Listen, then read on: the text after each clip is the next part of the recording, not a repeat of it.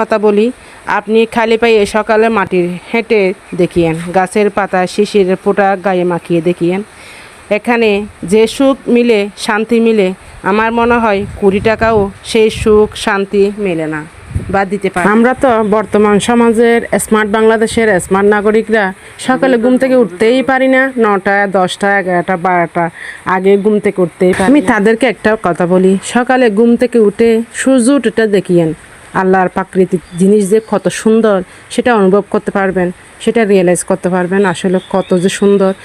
মনে একটা অনেক শান্তি চলে আসে, সুখের শান্তি চলে আসে, শারীরিক শান্তি চলে আসে।